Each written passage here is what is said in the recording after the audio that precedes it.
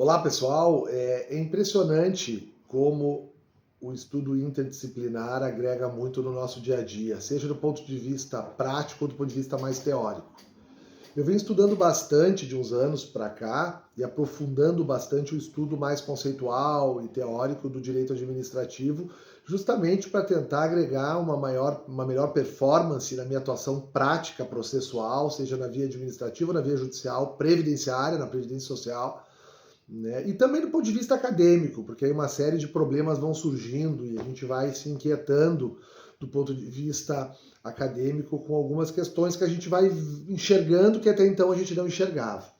Eu tenho falado muito sobre isso nas minhas falas, em congressos, seminários. Já não é de hoje que eu falo sobre isso, que eu tenho também produzido alguns textos sobre isso também, em congressos, enfim, né? Inclusive, agora no último fim de semana estive em Natal, no Rio Grande do Norte, num curso sobre revisões previdenciárias, junto com o professor Rodrigo Pessoa. Foi muito bacana o curso, o contato com os colegas de lá, de toda a região Nordeste. E falamos muito sobre atos administrativos nesse curso, né? Por exemplo, falamos muito sobre princípios, sobre função administrativa.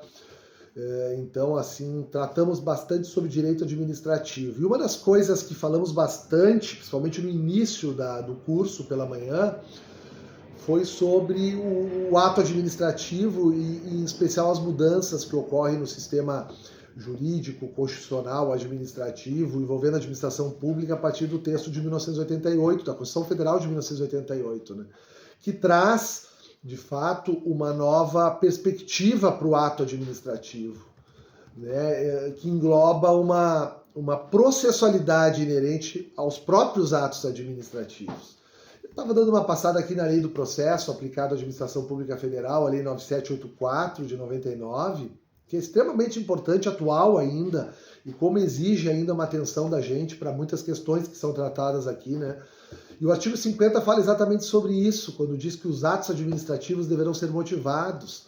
Trata do dever de motivação dos atos administrativos, né? Com indicação dos fatos e dos fundamentos jurídicos.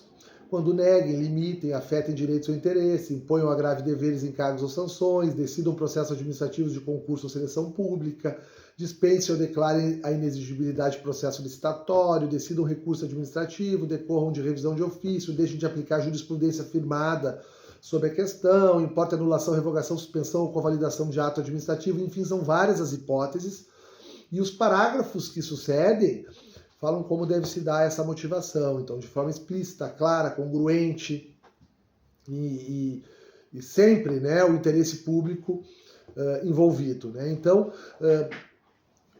falamos muito sobre isso e eu queria destacar nesse vídeo exatamente esse ponto, né, sobre essa processualidade praticamente inerente aos atos administrativos e o quanto é importante a gente compreender a dimensão disso justamente para o trabalho na Previdência Social.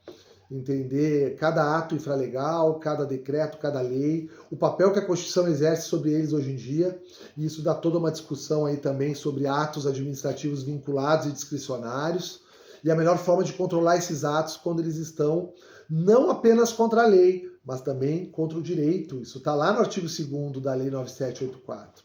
Né? Então, os princípios constitucionais, né? Então, esse interesse público voltado justamente à tutela dos deveres constitucionais, dos princípios fundamentais que estão na Constituição, né? E o próprio direito ao desenvolvimento.